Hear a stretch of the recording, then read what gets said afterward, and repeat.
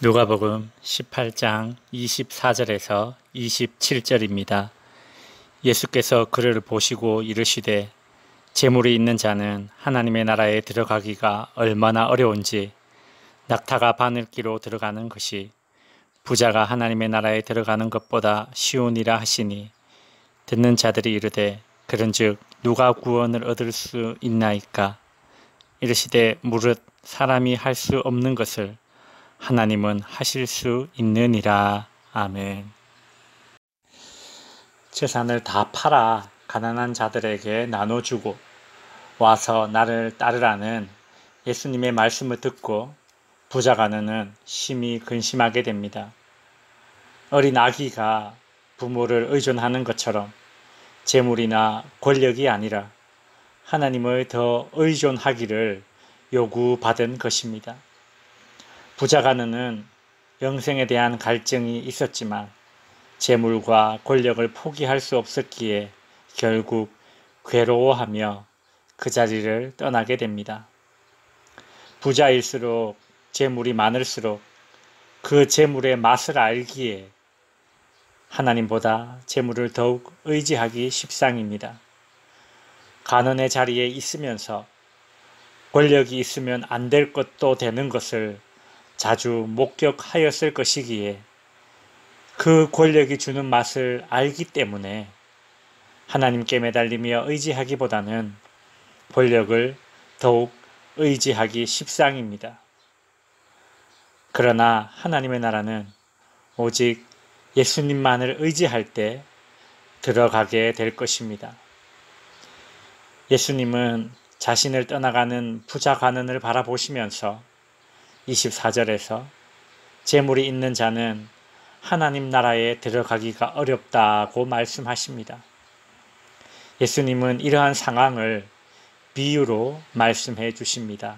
25절 낙타가 바늘기로 들어가는 것이 부자가 하나님의 나라에 들어가는 것보다 더 쉬우니라.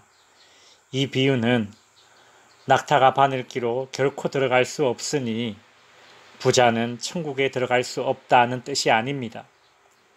이런 비유를 과장법이라고 합니다. 예수님은 비유를 말씀하실 때에 과장법을 종종 사용하십니다.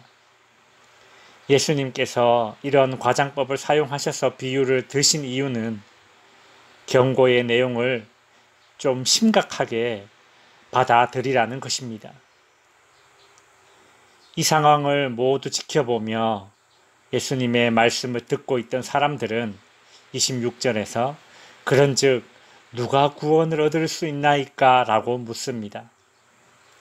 이들이 보기에 부자 가난은 어려서부터 계명도 잘 지켰고 계명을 잘 지킨 결과 부자가 되었고 가난도 될 수 있었다고 생각했습니다. 심지어 유대인들은 이 땅에 갖고 있던 신분 그대로 내세에서도 누리게 되는 것이 상급이라고 여겼습니다. 이런 생각이 이 당시 유대인들의 보편적인 생각이었습니다. 부와 권력은 계명을 잘 지키는 경건의 결과이고 가난과 낮은 지위는 게으름의 결과라고만 이해했습니다. 유대인 버전의 기복주의 신앙인 것입니다. 부자는 하나님 나라에 들어가기가 힘들다는 예수님의 이 발언은 자신들이 지금까지 했던 모든 공로가 아무 것이 아닌 그런 결과를 만드는 발언입니다. 뿐만 아니라 예수님은 여기서 더 나아가 모든 재산을 팔아서 가난한 사람들에게 나눠주고 예수 자신을 따르지 않으면 구원에 이를 수 없다고 말하니 반감이 생기는 겁니다. 그들은 예수님께 도대체 누가 구원을 얻을 수 있는 거지? 도대체 여기서 뭘 더 어떻게 해야 구원을 얻는다는 거지? 라는 식의 항의조로 따지듯이 질문하고 있습니다. 자신의 공로에 근거한 공로주의 신앙이 발동된 겁니다.